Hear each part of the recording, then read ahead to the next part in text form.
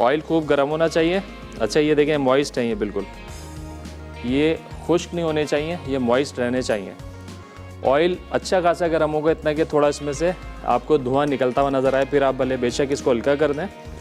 और एक एक गोलगप्पा डाल के आपने प्रेस करना है। इसको प्रेस करेंगे तो ये फूलेगा। अगर आपने ऐसे ही डाल दिया और 5-6 एक साथ, तो कोई फूलेगा कोई नहीं फूलेगा।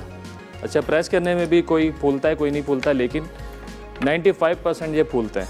चलें बिस्मिल्लाह करके एक इसमें डाल के देखते हैं। ऑयल थोड़ा सा हमारा हिसाब से ठंडा है, देखें ये फूल गया है। बस आपने इसको प्रेस करना है सही से प्रेस करेंगे तो फिर ये सही फूलेंगे, अदरवाइज़ ये नहीं फूल पाएंगे।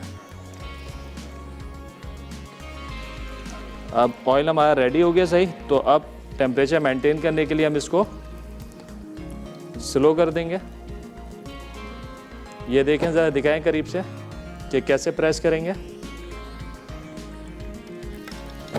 देखें ये जो हमने बेला इसको भी डाल के चेक करते हैं।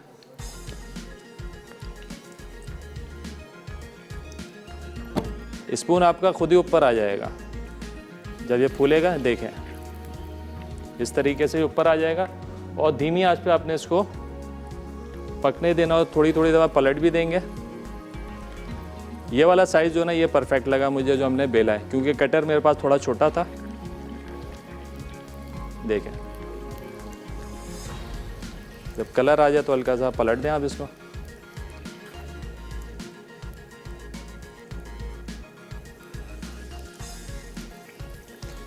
और ये फ्राई होने के थोड़ी देर बाद उनको खुली हवा में छोड़ देंगे तो फिर ये फ़ौरन से क्रिस्पी भी हो जाएंगे।